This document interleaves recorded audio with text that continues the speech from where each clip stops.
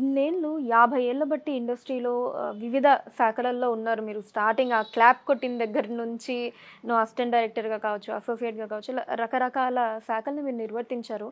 ఎంతోమంది గొప్ప గొప్ప వాళ్ళని అంటే వాళ్ళ జీవితాలలో డిఫరెంట్ ఫేజెస్‌ని మీరు చూసుంటారు. అంటే గొప్పగా వెలిగిన జీవితాల్ని, వాళ్ళే చితికిపోయి ఒక దయనీయ పొజిషన్‌లో ఉన్న వాళ్ళని ఇలా ఎంతోమందిని చూసుంటారు.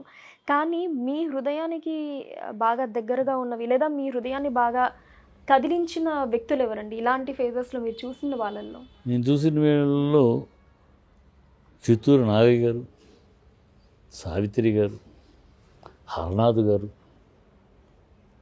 గారు, ఇలా వీళ్ళందరినీ అంటే చిత్తూరు నాగయ్య గారు నేను పీయూసీ అయినాక డిగ్రీ బీకామ్ చేరాలని. బీకామ్ ఎందుకు చేయాలంటే ఇంకేదైనా డిగ్రీ అయితే కష్టపడి చదవాలి, బీకామ్ అయితే చదివి శ్వాస అయిపోవచ్చు, సినిమా ఫీల్డ్కి వచ్చేయాలి. బీకామ్ చదవాలంటే అప్పుడు బీకామ్ డిమాండ్, బీకామ్ బాగా డిమాండ్ ఉంది ఆ టైంలో.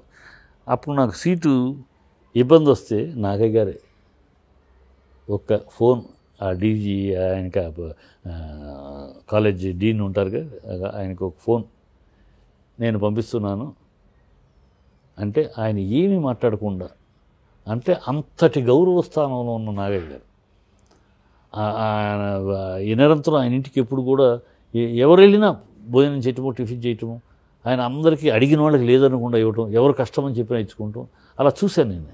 ఆయన మాటకు అంత విలువని చూశాను నేను. ఆయన ఒక్క మాట ఆ ఫోన్ కూడా లేవు కదా ఆ రోజు జస్ట్ ఒక లెటర్ అంతే. ఆ లెటర్ ఇచ్చారు. లెటర్ తీసుకుని ట్రస్ట్పురంలో ఆయన డీన్ గారి ఇల్లు వెళ్ళి అలా ఇవ్వగానే, ఆ లెటర్ ఇవ్వగానే వెయిటింగ్ కూడా చేయకుండా లోపలికి పిలిచాడు.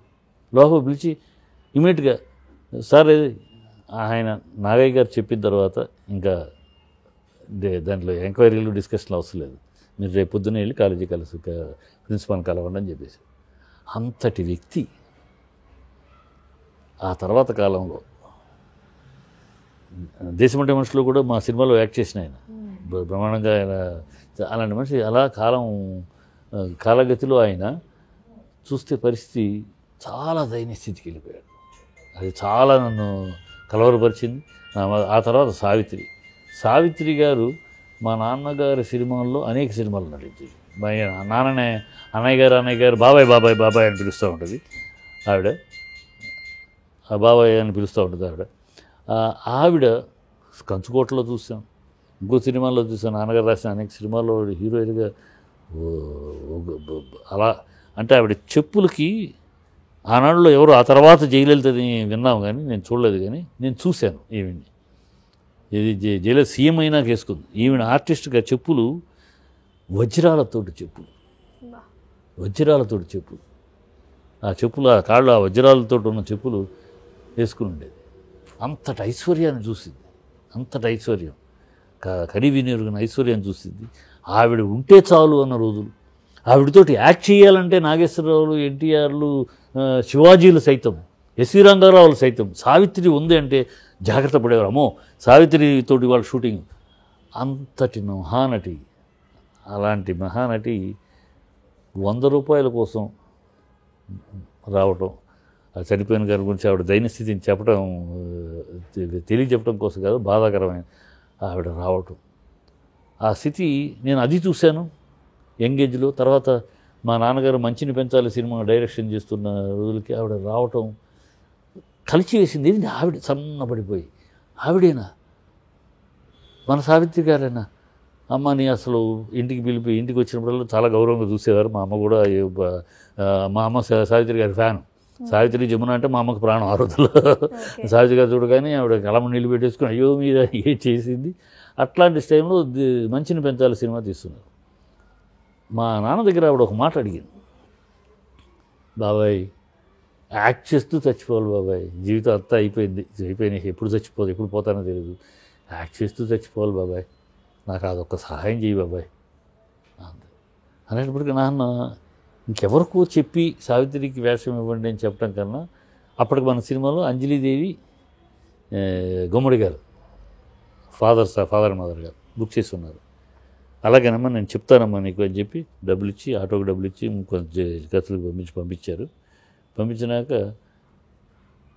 ఆయన గుమ్మడిగా అంజమ్మకు ఫోన్ చేశారు ఫస్ట్.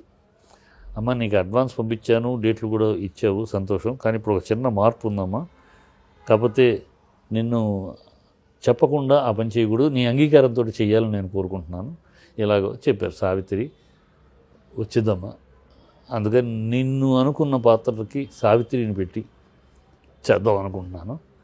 ఆ అమ్మాయికి సహాయం, ఏదో అది ఆర్థిక సహాయం కన్నా మానసిక సహాయం, మానసిక తనకి యాక్ట్ చేస్తూ చచ్చిపోవాలని అంతటి మహానటి కోరికని తీర్చేవాళ్ళంగా అవుతాం అని నేను అనుకున్నాను.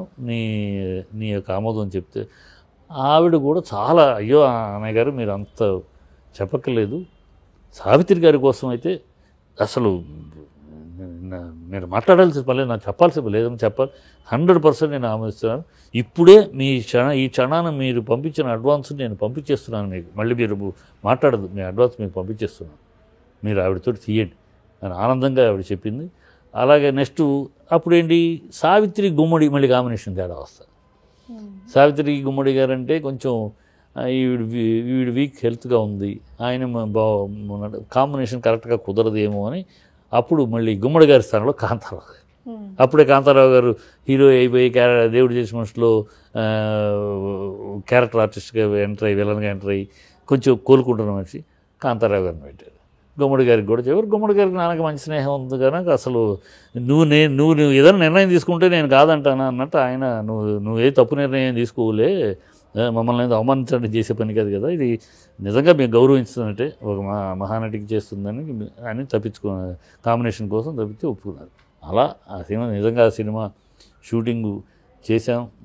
మేదరమెట్ల ఒంగోలు పక్కన మేదరమెట్లు క్లైమాక్స్ తీస్తుంటే నమ్మరమ్మా, ఏదో పొగడతకోతామో దీనికోసం చేయట, ఆ క్లైమాక్స్లో ఆవిడ ఇద్దరు బిడ్డల్ని ఒళ్ళో పెట్టుకుని ఆ చాకరి సన్నివేశం, ఈ బిడ్డలో ఎవరిని చంపాలి, ఎవరిని బతికించుకోవాలి, అలాంటి సందిగ్ధ పరిస్థితిలో ఉండదు. ఒకడు దుష్టుడు, ఒకడు మంచోడు. కానీ దుష్టుడైనా బిడ్డను చంపుకుంటుందా తల్లి? చంపకపోతే మంచి బిడ్డడు ఏమైపోతాడు, ఇంతటి పోరాటం ఏమైపోద్ది? ఇట్లాంటి ఒక సందిగ్ధ పరిస్థితిలో అది చెయ్యాలా, ఇది చేయాలా, ఏం చెయ్యాలి, ఏం చేయకుండా ఉంటే నేను ధర్మమా, ఏది చేయకుండా ఉంటే నేను ఈ గడ్డ మీద పుట్టిన మంచి తల్లినేనా, అట్లాంటి సందిగ్ధంలో పడాల్సిన పర్ఫార్మెన్స్ చేసి ఆఖరికి ఒక బిడ్డను చంపేస్తుంది. ఆ చంపే ముందు ఆవిడ చేసిన పర్ఫార్మెన్సు, ఆ షాట్ అవగానే అక్కడ షూటింగ్ గుమికూడిన ప్రజలందరం, మేము కొట్టలా, ప్రజలందరూ ఆ షాట్ పర్ఫార్మెన్స్ అవగానే క్లాప్స్ నాన్ స్టాప్ క్లాప్స్ కొట్టారు, నాన్ స్టాప్. ఆ షూటింగ్కి సినిమాలో కన్నా షూటింగ్ జరిగినప్పుడు ఆవిడ కళమ నీళ్ళు జలజలా కారిపోయింది.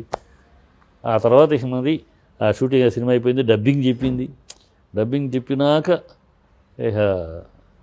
ఇక కోమాలోకి వెళ్తాం. ఆ తర్వాత ఏదో ఒక సినిమా చేసిందన్నారు కానీ మనం ఏదో నాకు తెలియదు, కోమాలోకి వెళ్ళిపోయింది, చనిపోయింది.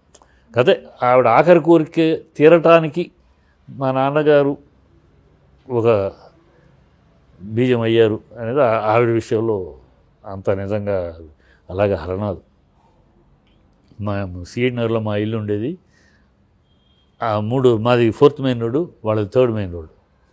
అక్కడే రవీంద్ర ఆర్ట్స్ పిక్చర్సు, తమ్మారెడ్డి ఆయన పెద్ద ఆయన తమ్మారెడ్డి గారి కృష్ణమూర్తి గారి ఆఫీసు, ఈయన హరనాథ్ గారి ఇల్లు అన్నీ ఉండేవి.